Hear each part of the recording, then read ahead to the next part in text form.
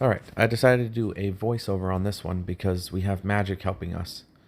So she's controlling the camera through most of this, and I think that she was just kind of talking away a bit on the film. So the first thing that we did is we had to actually create a special talisman to let the tree elves know that we wanted them to actually participate with us for the Christmas season. Now, of course, Christmas is originally related to the winter solstice, and then was adapted to be titled Christmas. So we expected them to be more focused on the solstice rather than the actual 25th. Anyways, as you can see, I'm up ahead here, and we were just basically walking through and waiting for any one of these trees to let us know that they were inhabited by a mystic being.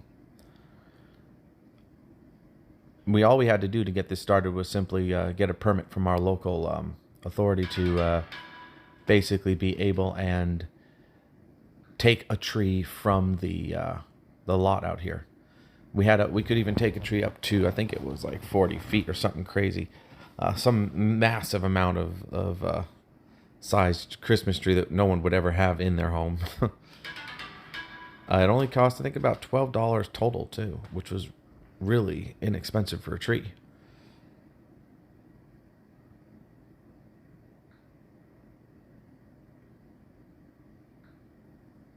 That's Magic's new jacket right there. I think later on she actually puts it in better view so everyone can see it.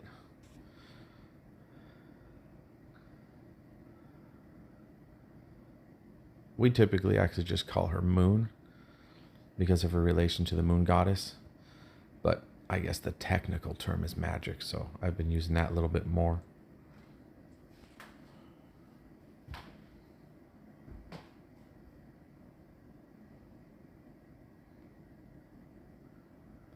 And this is where we actually find the tree elf. So this is the big part, as I spotted it over there. It's quite a ways away from us, so it was kind of cool for Moon over here. She was getting all excited, and of course she wanted to run over and read what it had written.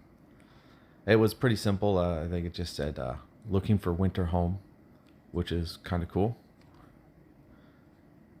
So that was basically how it all went down. I mean, we didn't look for too long. It was about 10 minutes of walking around the area.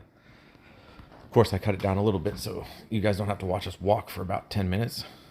And it was at this point that we just had to deal with trying to cut it down. And the others that were working with us was Beauty and the Mother Goddess.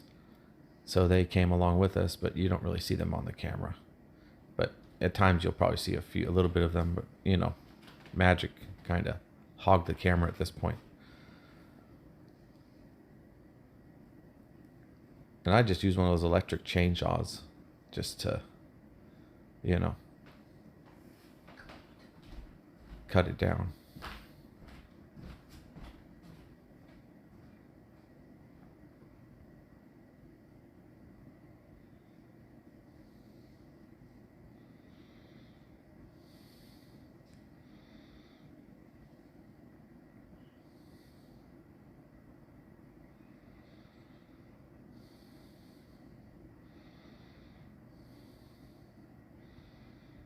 That there is actually the talisman that she was holding. And then she gives you a good view here of what was left behind.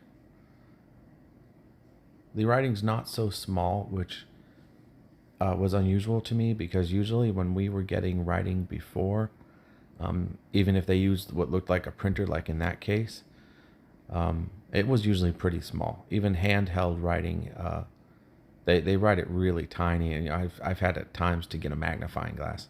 This was nice because I think that the being here must have anticipated that if he was able to come across someone who did things like this, make it legible for us and readable for us.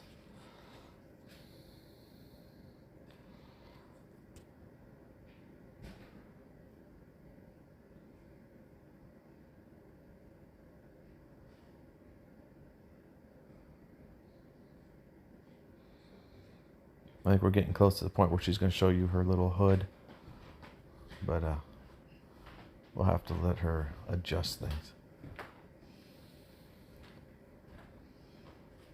She was pretty excited to get it. Came the night before we actually went out on this mission, which was yesterday. We went out to get the tree, I think. And then the night before, she actually had gotten this really cool hood that her mother had bought her.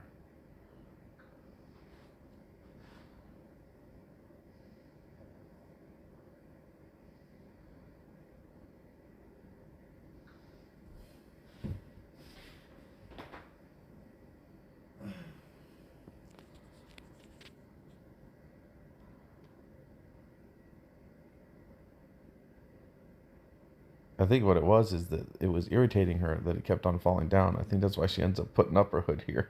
But it's good because I can show everybody what she got. She was really happy about it. It has all the little moon phases on it so she can represent all the different parts of magic.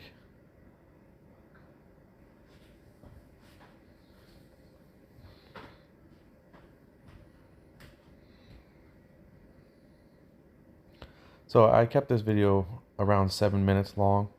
There was no need to go any further, even though by the time we got home, this mystic being had written us a couple of times and engaged us somewhat in conversation.